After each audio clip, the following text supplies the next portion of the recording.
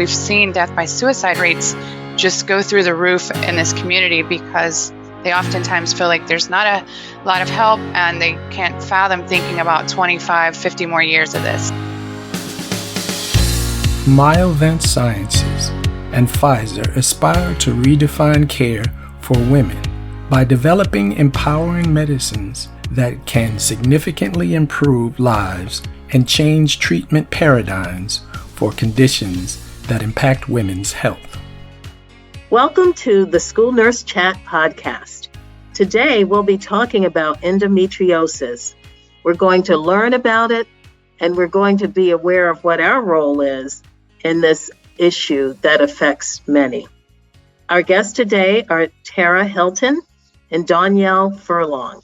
Welcome, Tara. Welcome, Danielle. Hey, thank you so much. I'm so happy to be here. Thank you. Happy to be here as well. Tara, would you share with our audience how you got into this world of being a founder and executive director of a nonprofit dealing with endometriosis? I was born and raised in Wichita, Kansas. And, I spent a lot of my high school years in pain and just feeling isolated and different than everyone. It was normalized. So later on in life, when I finally was diagnosed in 2006, I just decided that I wanted to use my patient journey and everything that happened in between the onset of my symptoms till official diagnosis to help others. And honestly, my mission was just to make sure no one battled alone. The most common feeling I had was just always being alone and not having information or any support. So that's when I decided to officially found a nonprofit. We titled it Yellow Cape. I feel like I wasn't going to let it be a negative. So I put on my yellow cape and I'm there to help others, with everything that I had learned. We started that off in 2017. And then since then, we've just provided support and advocacy and just education to thousands and thousands of individuals battling endometriosis. Danielle, please let us know a bit about you. My name is Danielle Furlong, and I am from Delaware, the East Coast. My nursing background is from the operating room, working in post-anesthesia care unit and in nursing education before I became a family nurse practitioner. But in addition, I also work as a school nurse in a small charter school in Delaware, and I am a mom of 2 young children who enjoy keeping me busy, and they love going outside, and we visit the beach frequently. To begin our discussion, for you, Tara, tell us about menstruating students. What is primary dysmenorrhea? One of the things we try to share in our community is that the primary dysmenorrhea is what a lot of adolescents experience, right? So I think something like 90% of everyone that menstruates have the primary. It's basically painful menstruation in the absence of any pelvic pathology. So, if you're having chronic pelvic pain, but you haven't had any pathology to suggest secondary, that's generally, how it's defined in the medical community. I don't know if you want me to go into like the personal, symptoms, but that's how we define it here at the Yellow Cape. Thank you, Tara. Danielle, in your work as a family nurse practitioner, can you give us insight now that we've heard what primary dysmenorrhea is? What is secondary dysmenorrhea? So secondary dysmenorrhea is painful period, but unlike not having pelvic pathology, secondary does include some pelvic pathology, most common endometriosis. Okay, thank you for that. So we know what we're dealing with. We know that adolescents can have painful periods, but in what ways are those painful periods with no pathology, that primary dysmenorrhea, how is that addressed? Primary dysmenorrhea in the school setting with a parent approval, your first line treatment should begin with NSAIDs. This helps block the prostaglandin production. And most of your adolescents and teens will report relief with their NSAIDs. A small percentage might not respond to the NSAIDs, and as a school nurse, that's when we can have the discussion about following up with like their pediatrician and their GYN, because there may be a discussion there about the option for hormonal medication. Tara, What are some of the signs and symptoms that students may experience with primary dysmenorrhea? The most common probably are, pelvic cramps. You get some cramping, some bloating. Others may or may not have heavy bleeding, but the cramping, the fatigue, you may experience some hip and lower back pain. But those are usually the most common with the primary. Okay, appreciate that. So you mentioned, Danielle, some of the treatment. What other forms of treatment other than medication may exist when adolescents are experiencing painful periods? Sometimes it's just getting back to basics. Did we have breakfast? Are we hydrated? Do we need to just rest for a couple minutes? And sometimes just a warm compress, laying down for a couple minutes for 10 to 15 minutes if their school schedule allows, maybe having that ibuprofen or the acetaminophen, having a nice warm compress, laying down in the nurse's office if there's space available, because the nurse's office are usually very busy, but just kind of having a little bit of comfort and giving that time for the NSAID to start working and then seeing if we can go back to class. Sometimes it's just not all pharmacological treatments, just sticking to some basics as well. Okay, that's helpful. And now we've talked about the painful periods. Let's go into what endometriosis is. We touched on that with the secondary dysmenorrhea, but what is endometriosis and what's the prevalence in adolescent girls? The way that we define it, because there's so much debate in the community on theories of what it is and how it exists, we try to keep it very benign. And so we define it as endometriosis just being a condition where tissue similar to uterine lining is found outside of the uterine cavity. We don't focus on how it got there or any of the theories, but just basically the tissues found outside of the uterine cavity. As far as the adolescents, that it affects, we know that 90% experience primary dysmenorrhea. And of that 90%, there's somewhere, the studies online show somewhere around 10 to 15% don't respond, to the NSAIDs and over-the-counter pain medicines. So of those are the ones that are thought to have the secondary, and the primary, I think, as Donnell said earlier, the primary cause there is usually endometriosis. No, I really enjoyed Tara's explanation, because when you're working with adolescents and teenagers, anxiety is common, and sometimes just keeping it very basic, like, this is here. We're not going to worry about how it got there and worry about it. We're just going to treat what we have acutely right now. And the goal in the nurse's office is to ultimately get them back to class and then also to keep them in school, because painful periods is like the number one reason for girls to miss school. So sometimes just trying to keep them back into class, managing the symptoms. And like Tara mentioned, there's not an actual number, but yes, most of the adolescents that had failed the treatment of the NSAIDs will be more likely to have the endometriosis. Just a follow-up question to that.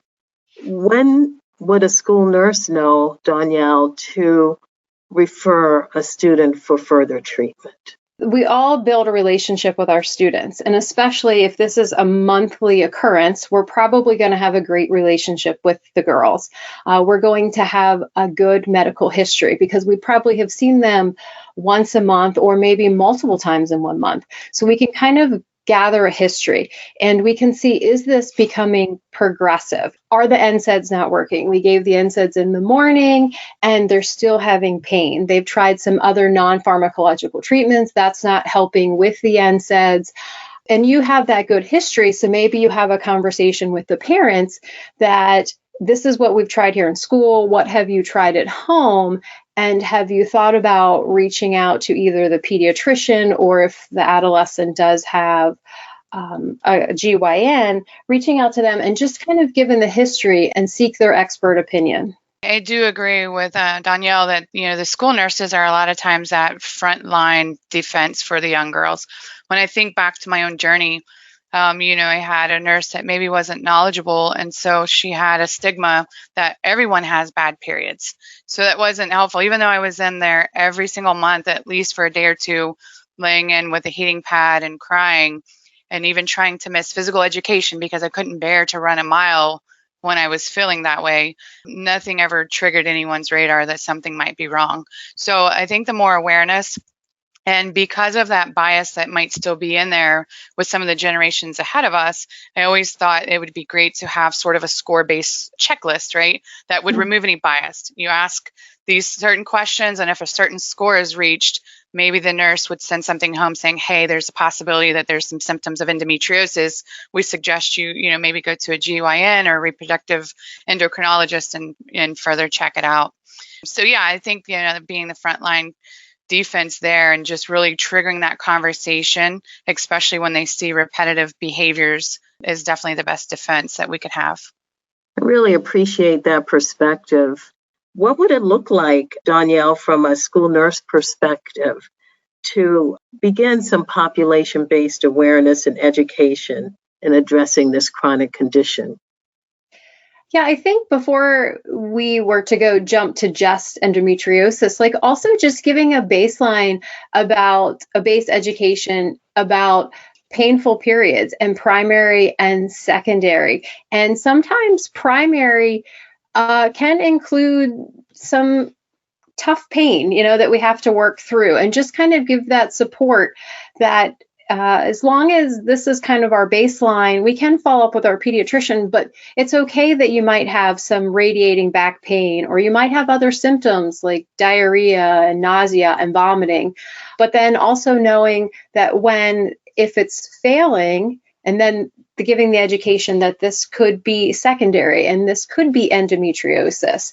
And just talking a little bit about endometriosis and how it's very common in families, like talking about if their mom maybe had endometriosis, how common that it could be for the student to have endometriosis, and then have a nice baseline on when is the time to contact further attention. From your pediatrician, is the NSAIDs not working, or have you had pain from the very beginning of starting your menstrual cycle and it's just not improving, it's progressively worse? So I think having some education in the school setting, but also keeping it enjoyable too, because, not all the girls want to talk about their period pain, right, in front of other people. So how you can do it privately and comfortably, but also getting the message across that it's okay to have this. We just need to work through the symptoms.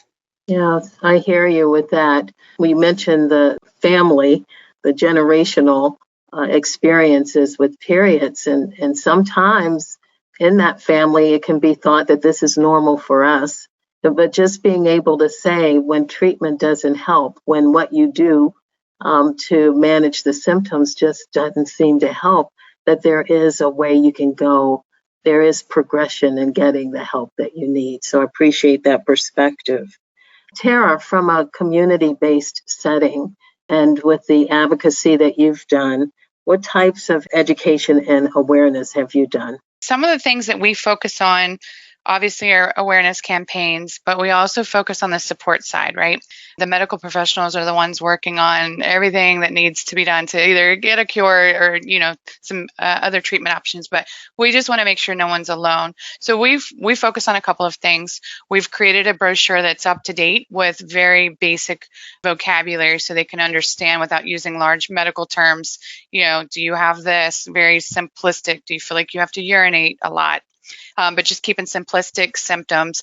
We also provide support on talking to their parents about it. Like you said, if it comes from a family history, there may be some unknown bias and stigma, like I had this, your grandmother had this has been for 5 generations, you're no different. How can you break that cycle, but also have, a valuable conversation that's productive? But also, more than anything, I think we've seen the mental health side of this. And I think that's really where we focus our attention on, because we've seen death by suicide rates just go through the roof in this community because they oftentimes feel like there's not a lot of help and they can't fathom thinking about 25, 50 more years of this. So really making sure we have support groups and that we buddy people up in our group, and we're constantly checking in and we don't cure to claim, treat, or provide any medical guidance, but we say, hey, of the people that have had this symptom, here are some questions you should ask your medical provider. So we just try to steer them in the right direction. And lastly, I think a period tracking app is always very valuable, and there's a lot of great ones out there, but it really helps you to go in, prepared to your medical provider. So track your symptoms on which days, because it might provide some clarity. And then, lastly, people cringe on this, but social media, it is what it is. It's a great tool out there now, and it helps people connect. So they can go out there and do a lot of their own research and even see endometriosis specialists talk about it. So that's sort of how we wrap our arms around it from the support group side of it. I want to thank you, Tara and Danielle, for just helping us to walk through what painful periods are and when it is time to really seek more treatment because endometriosis may be the issue. You've enlightened us today, and I think that you've given information that we can move further with. So thank you so much for being our guest today on School Nurse Chat. You're welcome. Thank you for having me. Thank you. The Uterine Health Guide website is an unbranded, patient-centered information resource that was created in response to needs identified by the women's health patient advocacy community. The Uterine Health Guide, UHG, was designed for patients living with uterine health issues to navigate their conditions and learn about menstrual health and period irregularities. The UHG is intended to activate readers to take charge of their health, seek support, and talk to their healthcare providers. This resource is the culmination of efforts by Myovent and Pfizer, guided by the women's health patient advocacy community.